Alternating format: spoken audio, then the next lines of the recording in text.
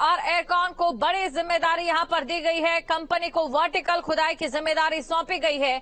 BRO की team पहाड़ पर जाने का रास्ता बनाएगी। पीएमओ की टीम ने राहत बचाव कार्य का जायजा लिया है।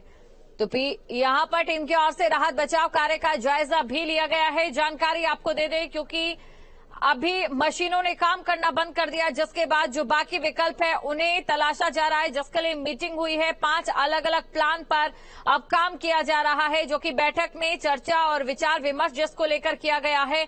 अब उसी के तहत आपको ये जानकारी दे दें कि जहां पर टनल है उसके ऊपर जो पहाड़ है उसी के पास जगहों को चिन्हित किया गया है जहां से वर्टिकल खुदाई की जाएगी।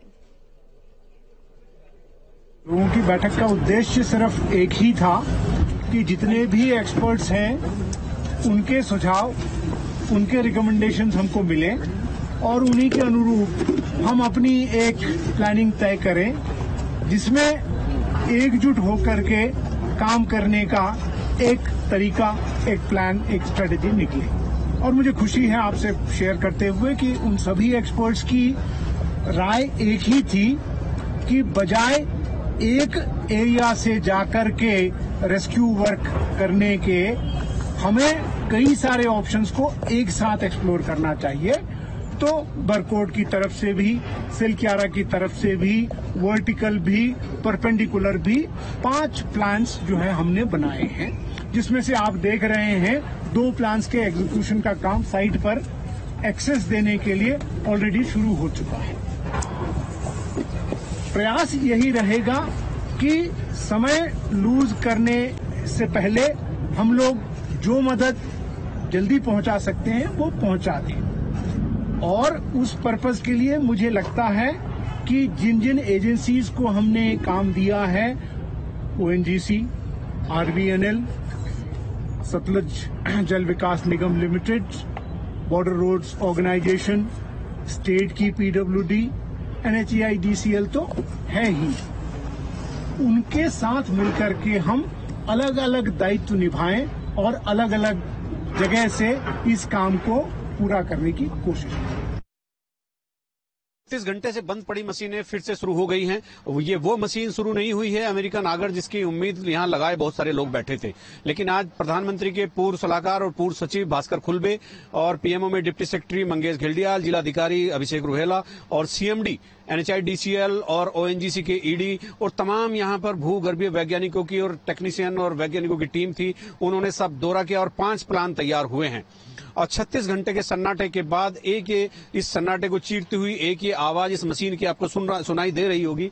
ये वही एक जो वर्टिकल ड्रिल करने का जो प्लान है उसके लिए रास्ता बनाने का काम यहां से शुरू हो गया है। इसके लिए हॉलैंड से एक मशीन मंगाई गई है और उस हॉलैंड की मशीन से को इस रास्ते से ऊपर वहां वो जो आप पहाड़ी ऊपर देख रहे हैं वहां से कुछ पेड़ कटेंगे, वहां उस मशीन को ले जाया जाएगा और वहां से वर्टिकल ड्रिल इस सुरंग में उस हिस्से में की जाएगी जहां पर वो 40 लोग वहां पर फंसे हुए हैं। उनको रेस्क्यू करने के लिए ये जो अभी भास्कर खुलबे जो पीएम के पूर्व सचिव हैं उन्होंने जो बताया है कि एक तो वर्टिकल ड्रिल का काम शुरू हो गया है, सड़कें बननी शुरू हो गई है, हॉलैंड से कभी भी यहां पर मशीन पहुंच सकती है, नंबर 1। और दूसरा प्लान जो अंदर से जो अमेरिकन ऑगर मशीन और इंदौर से आई हुई मशीन का चल रहा है वो पूरी तरह से वो प्लान भी जैसे जैसे कहीं आसानी होगी सुविधा के अनुसार और खतरा ना हो इसके हिसाब से चलता रहेगा। वो एक अंदर जाकर वो भी मशीनें काम करती रहेगी। 2, एक जो इस सुरंग का परला कोना है बड़कोट की तरफ,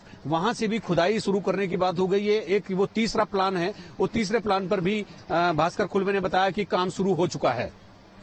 इसके अलावा जिधर ये मशीन है इन दोनों तरफ, पहाड़ के दोनों तरफ, यहां से तकरीबन 400-500 मीटर आगे जाकर या 1 किलोमीटर आगे जाकर जहां टनल के और पहाड़ के बीच में न्यूनतम दूरी होगी वहां पर जो आरवीएनएल जो ऋषिकेश कर्णप्रयाग रेल लाइन के जो टनल के जो बहुत बड़े एक्सपर्ट हैं उन्होंने साइड से, मतलब जिसको हम साइड बाईपास कह रहे थे, तो उसको बनाने का काम भी शुरू होगा। तो ये 5 प्लान अब तैयार किए गए हैं और आज पूरे दिन की बैठकों के बाद जो मंथन हुआ उसको को मथने के बाद जो निकला है, ये 5 प्लान निकले हैं और प्रधानमंत्री के पूर्व सचिव भास्कर खुल्बे ने साफ कहा है कि इसमें न्यूनतम 4 से 5 दिन लग सकते हैं और ऐसा भी हो सकता है कि कोई पहले भी कोई सुखद नतीजा आ जाए। लेकिन देखने वाली बात यह है कि 7 दिन आज इस समय पूरे हो रहे हैं उन 40 श्रमिकों को अंदर फंसे हुए। अब उनके परिजन उत्तरकाशी में टनल में फंसे मजदूरों को निकालने के लिए पुरजोर कोशिश की जा रही है। वैज्ञानिक भी लगातार सर्वे कर रहे हैं।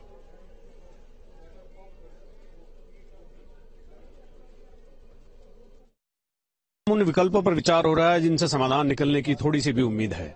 अब मेरे पीछे आप सुरंग के ऊपर देख सकते हैं कि किस तरह से जियोफिजिकल की जो टीम आई थी, जो भूगर्भीय वैज्ञानिक हैं, वो पीएमओ की टीम भी उनके साथ है, तो वो सब ऊपर वो सर्वे करके इस समय लौट रहे हैं कि अगर ऊपर से वर्टिकल ड्रिल करके लोगों को निकाला जा सकता है तो उस रास्ते पर चलना क्या ठीक रहेगा।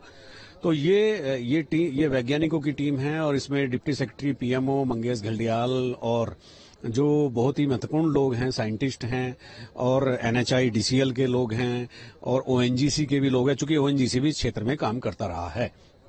तो ये एक्सक्लूसिवली ये सब चीजें आप देख सकते हैं कि ये जो पूरी टीम है, जो सामने एक जो टनल के ऊपर जो पहाड़ देख रहे हैं जिसके ऊपर ये लंबे चीड़ के वृक्ष खड़े हैं, उन सब के ऊपर जो टॉप पर जाकर इन्होंने वो सर्वे किया है और उस सर्वे को करने के बाद ये सब लौट रहे हैं। किस नतीजे पर होंगे कहना थोड़ा सा मुश्किल है और टीमें लगातार लौट रही है। पीछे की तरफ भी आप वो टीम वहां भी देख सकते हैं, वहां से भी वो साइंटिस्टों की टीम आ रही, जो वैज्ञानिक हैं वो सब आ रहे हैं। NDRF के जवान हिफाजत के लिए उनके साथ लगे हुए हैं। तो ये एक बड़ा मामला बन रहा है कि अगर इंदौर से आई हुई मशीन कामयाब होती है तो ठीक है, अंदर वाइब्रेशन से मिनिमम नुकसान होकर लोगों को निकाला जा सकता है तो ठीक है, अन्यथा जियोफिजिकल वाला जो काम चल रहा है वो भी एक विकल्प के तौर पर रखा गया है। अपने सहयोगी कैमरामैन सोनी कुमार के साथ न्यूज स्टेट के लिए चिलकारा बैंड से अजीत सिंह राठी। उत्तरकाशी टनल हादसे में फंसे मजदूरों को निकालने के लिए स्थानीय लोग भगवान की शरण में पहुंच गए हैं, लिहाजा सुरंग के मुहाने पर छोटा सा मंदिर स्थापित भी किया गया।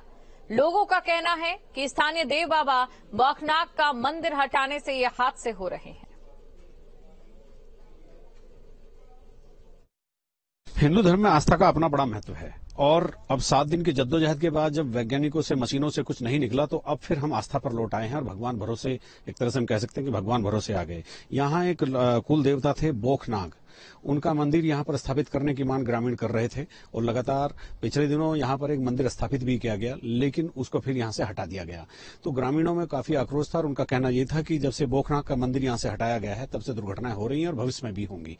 अब आप सामने देख सकते हैं कि आज फिर आस्था में लौट आए हैं हम और बिल्कुल भगवान में पूरा भरोसा करते हुए उस मंदिर को वहां स्थापित कर दिया है। सामने आप देख सकते हैं कि पुजारी किस तरह से पूजा अर्चना के बाद अब वहां से प्रस्थान करने के मूड में है। उस मंदिर को वहां स्थापित किया गया मंत्रोच्चारण के साथ, पूरे विधि विधान के साथ।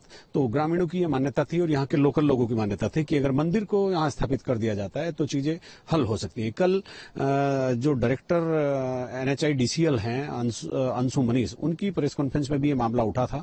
उन्होंने इस पूरे मुद्दे से कल तो मना कर दिया था कि वो पूरी तरह से अनभिज्ञ हैं, क्या मामला है, लेकिन आज जब मशीनें बंद हो गई और लोगों को कोई रास्ता नहीं सूझा और फिर लगा कि अब तो भगवान ही कुछ कर